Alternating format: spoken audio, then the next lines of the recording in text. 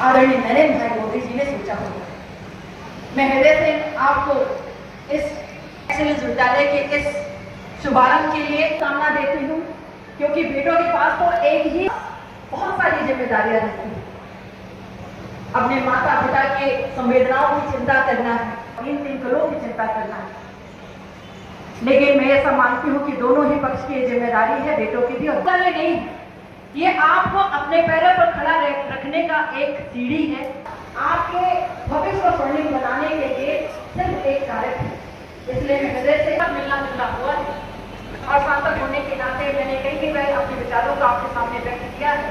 लेकिन आज इस शुभ अवसर आदरणीय अमित शाह जी को में आपने प्रत्यक्ष प्रमाण के रूप में उपस्थित होकर यहाँ पर इसको और भी भर में अगर सबसे पहले नई शिक्षा नीति कहीं जमीन पर मध्य प्रदेश के अंदर अभी के मुख्यमंत्री मोहन जी उच्च शिक्षा मंत्री थे।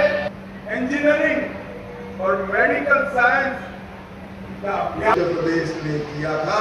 इससे बहुत सारे गरीब बच्चों को मातृभाषा में उच्च शिक्षा, मेडिकल साइंस सभी सम्मानित विधायक यहाँ पर उपस्थित हैं। ये जिले के स्तर के कार्यक्रम में कभी ही ऐसा हो पाता है कि जब हम सभी जनप्रतिनिधि इकट्ठा हो पाते हैं। आज ये सिर्फ कार्यक्रम नहीं, मैं ऐसा मानती हूँ किसी भी माता पिता के लिए या किसी भी महाविद्यालय के परिवार के लिए या किसी भी शिक्षा क्षेत्र। आप सबको बहुत बहुत धन्यवाद, आपने हमें याद किया और पूरा एक बार हम ये सब प्रधानमंत्री नरेंद्र मोदी जी का अभी आपका संबोधन सुनने वाले हमारे संस्कृति मंत्री। प्रदेश के नेतृत्व और देश के नेतृत्व के माध्यम से ऐसे कदम उठाए जाते हैं, ऐसी योजनाएं बनाई जाती हैं, एक्सीलेंस विद्यालय हो या एक्सीलेंस महाविद्यालय। निश्चित रूप से ये सिर्फ इसको नाम दे देना ही पर्याप्त नहीं होता।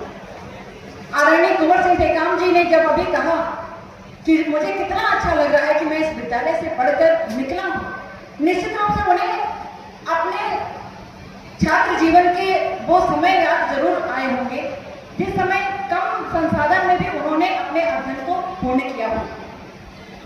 और आज उन्हें इस बात की खुशी होगी कि उस वक्त से लेकर आज वक्त इस वक्त में कितना बदलाव है।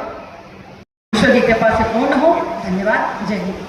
अपनी तरफ से हमारे विधायक जी, हमारे रीतिका जी बहुत सक्षम है, फिर भी मेरी तरफ से जो हो सकेगी मैं इस कॉलेज के लिए करने का निरंतर प्रयास करूंगा। इसलिए इस कॉलेज का मैं और इसका श्रेय अगर किसी को जाता है तो हमारे कॉलेज के जो हमारे टीचिंग स्टाफ है, हमारे कॉलेज के सपोर्टिंग टीचिंग स्टाफ है, आप सबको मैं इसके लिए बहुत बहुत धन्यवाद देता हूँ। आपने सीधी के कॉलेज का नाम रोशन कर रखा है। यहाँ से निकलने वाले छात्र विभिन्न विषय पदों में है, कलेक्टर है, एसपी है, डॉक्टर है, इंजीनियर है और तो है ही एक अच्छे नागरिक है। इसलिए मैं यहाँ के गुरुजनों को सभी को प्रणाम करता हूँ, धन्यवाद करता हूँ। आज जो सौगात मिल रही है मूल रूप से हम सबके लिए एक साथ पूरे प्रदेश के अंदर शिक्षा नीति 2020 को लागू होने के बाद जो हमारे प्रदेश ने सबसे पहले यशस्वी प्रधानमंत्री और माननीय गृह मंत्री जी इनके माध्यम से जब शिक्षा नीति लागू हुई, पूरे देश में सबसे पहले शिक्षा नीति लागू करने वाला राज्य अगर कोई था तो आपका अपना प्रदेश मध्य प्रदेश था, जिसने सबसे पहले अपनी इस दिशा में कदम बढ़ाया।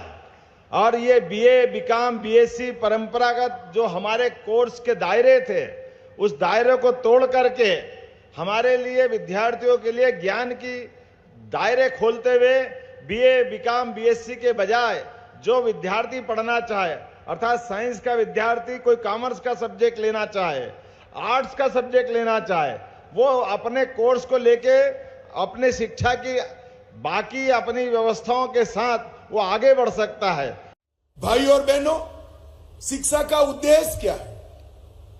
शिक्षा का उद्देश्य विद्यार्थी के अंदर पड़ी हुई सभी शक्तियों को बाहर निकालना, उसको एक प्लेटफॉर्म देना और उसको विकसित होने का मौका देना। रटा रटाया ज्ञान और रटा रटाया सिलेबस रटकर परीक्षा में नंबर लाना तो सरल है, परंतु अपने अंदर जो गुण ईश्वर दत्त शक्तियां हैं उसको विकास कराना ये बहुत कठिन है।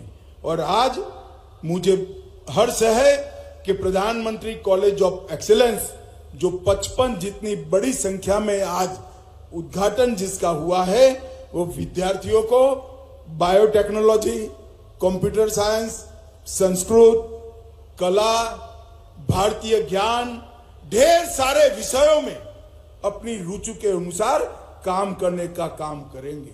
ये सभी कॉलेजों में बीएड का पाठ्यक्रम भी आरंभित किया है।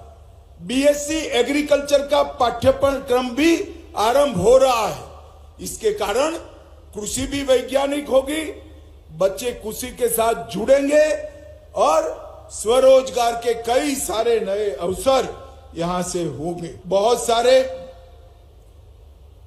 Diploma courses, certificate courses IIT Delhi और कई सारी इंस्टीट्यूशन के साथ वर्बल तरीके से जोड़ने का काम किया गया है।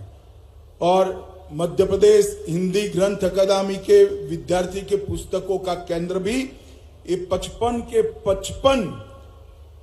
के 55 महाविद्यालयों में शुरू किया है।